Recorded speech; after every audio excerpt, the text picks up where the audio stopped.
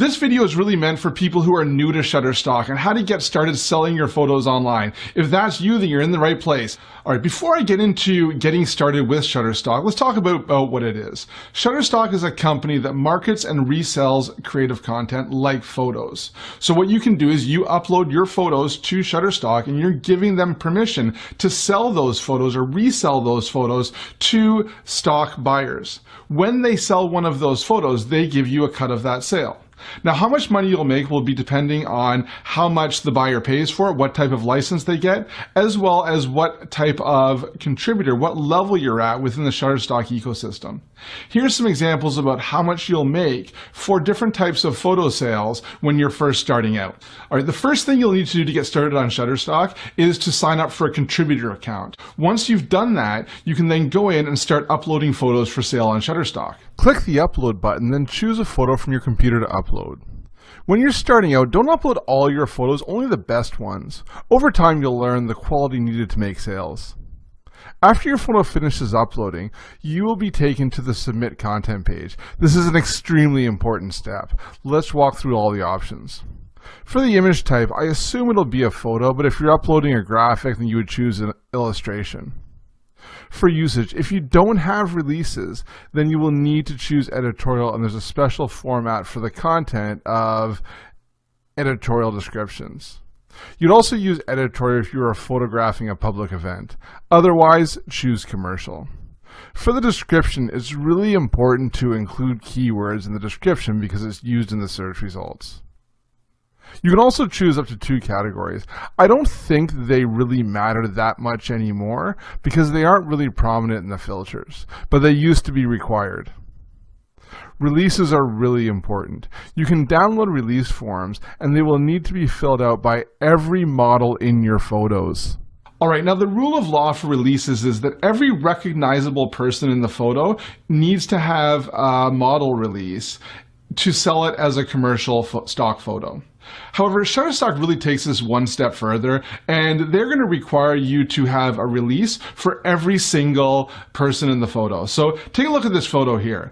This is a photo of me, and I'm a silhouette in the photo, very small, not very recognizable, but Shutterstock's going to require me to have a model release to sell this photo commercially.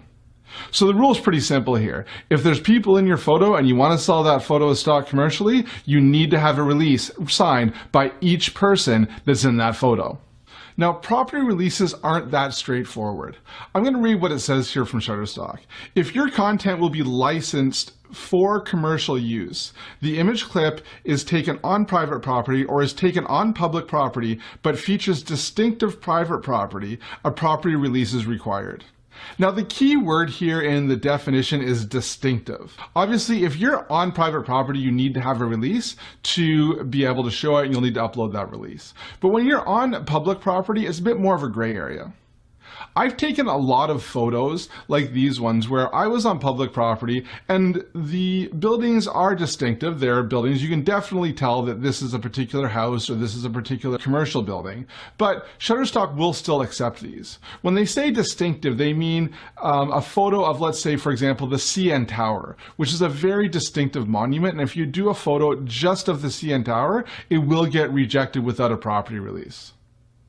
So when you're first starting out, I would recommend having property releases for everything taken on private property, and from public property, just upload the photos and see if it's accepted or not. If they're not accepted, you can always resubmit them as editorial photos. Next is probably the most important section for increasing your sales, and that's the keywords. Keywords are how buyers search and find your photos. For now, make sure you just enter 10 to 50 keywords for each photo. As you can see here, I enter a number of keywords first in Lightroom, so they're automatically imported to Shutterstock. Shutterstock will also suggest additional keywords that you can choose. To learn more about keywording, I've got a video all about keywording, and I'll put a link up here somewhere. Now you're ready to submit your photo for review. Now what Shutterstock does is they will go through and they will review every photo before it gets accepted into the collection. Typically the review is going to take 1 or 2 days before you know whether it's accepted. If it's accepted, it will automatically go for sale on Shutterstock. If it's not, you'll get a rejected reason. Now, don't expect to be a millionaire overnight. It takes time for your photos to start selling on Shutterstock, and the more photos you have, the more sales you will get. If you found this video useful, make sure you click the like button below. And if you like these types of videos, make sure you subscribe to my channel.